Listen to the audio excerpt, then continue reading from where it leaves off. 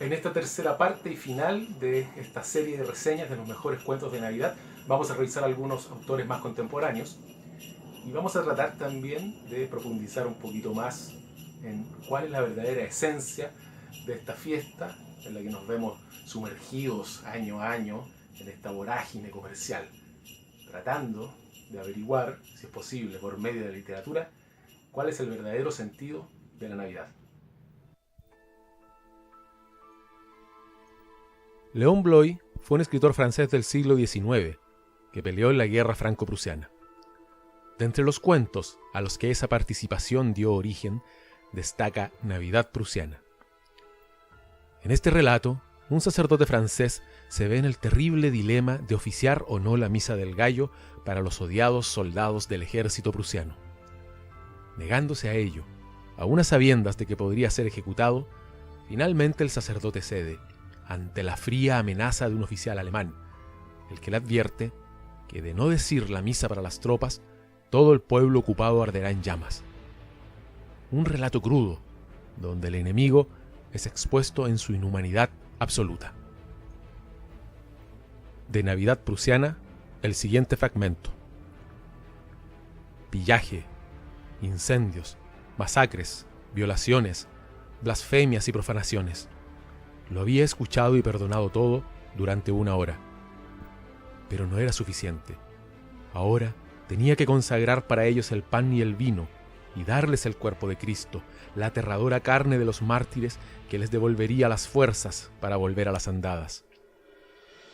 Ese humilde servidor de la mesa sagrada tuvo la sensación de que tanto en su fuero interno como a su alrededor todo se desmoronaba en la casa de la luz cuando tuvo que pronunciar ante todas esas lenguas feroces el corpus embriagador de la gratificación eucarística. Que el cuerpo de nuestro Señor Jesucristo guarde tu alma. Una vez repartido lo que la Iglesia llama el fármaco de la inmortalidad, apenas tuvo fuerzas para subir de nuevo al altar y decir las últimas oraciones. Mientras las campanas gloriosas repicaban con frenesí, las pesadas campanas de esa Navidad de ominosos vencedores sollozaron en lo alto, por encima de los campos, en el silencio execrable de los cielos.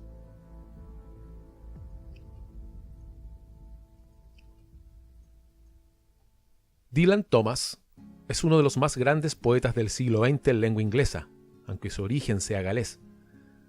Sus relatos no han alcanzado la universal notoriedad de sus versos, pero entre ellos hay un inefable cuento donde las memorias de un niño galés asoman, prístinas y puras. Se trata de La Navidad de un niño en Gales. Más que una trama usual que tienda a un desenlace, La Navidad de un niño en Gales nos hace revivir el cúmulo de sensaciones de la época navideña desde los ojos de un niño. Quizás no exista otra forma de hacerlo, de percibir el encanto y la esencia de esta fiesta, sino a través de la mirada de un niño, del niño que fuimos y que ojalá aún sigamos siendo.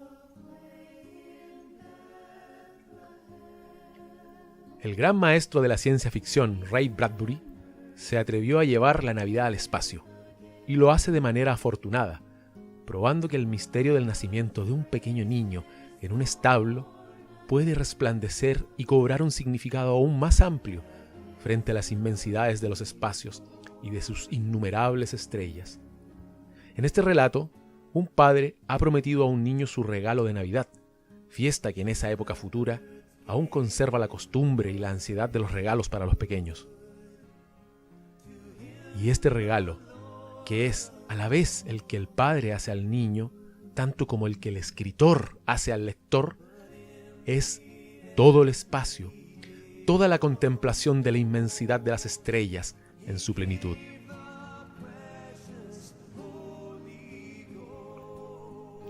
Con el simple título de Una Navidad, Truman Capote nos cuenta la experiencia de un niño en Navidad, por supuesto, haciéndonos dudar de si ese niño atormentado es él o cualquiera.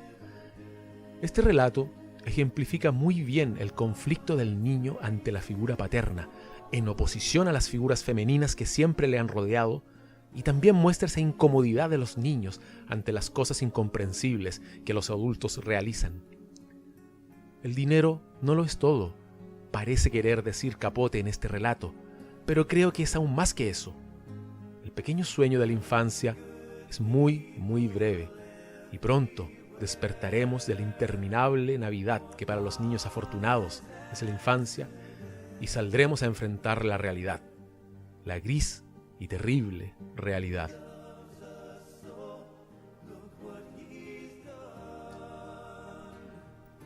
La celebración de los seres solitarios está notablemente relatada por Paul Auster en el cuento de Navidad de Oggy Wren. No sabemos si es una invención o un relato dentro del relato, pero eso carece de importancia, pues el realismo más puro, casi como si pudiéramos respirarlo, se vive en esta historia. El narrador, un escritor aproblemado por el compromiso de escribir un cuento de Navidad para una revista, se ve introducido en el extraño y solitario mundo de Oggy Wren, un hombre extraño cuya afición es tomar fotografías de una misma esquina todos los días durante muchos años, generando un archivo fotográfico único ante el cual el narrador, extrañado en un principio, termina por maravillarse. Precisamente en el origen de este archivo fotográfico está la historia navideña que relata Oggy Wren, sórdida, miserable, pero profundamente humana. Una historia que habla de la inmensa soledad en la que finalmente todos nosotros, sin excepción, nos debatimos.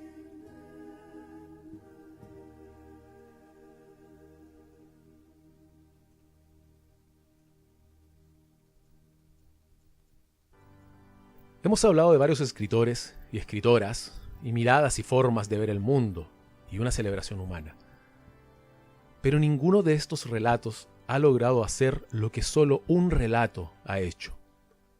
Se dice que la Navidad, como la conocemos hoy, y como la celebramos, fue finalmente definida por un escritor, Charles Dickens, que antes de Christmas Carol, la Navidad no era lo que es, ni volvió a ser la misma. Pero ¿por qué este relato ha persistido en el tiempo?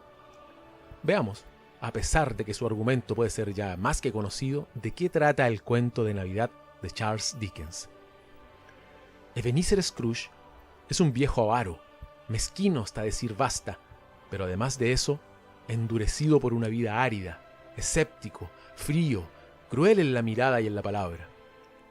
Este hombre sin amor, nefasto en la relación con sus semejantes, rebosante de desprecio hacia estúpidas celebraciones como la Navidad, en el transcurso de una noche, precisamente la Nochebuena, sufrirá una experiencia que se nos presenta bajo los ropajes de la magia, pero que conviene analizar un poco más.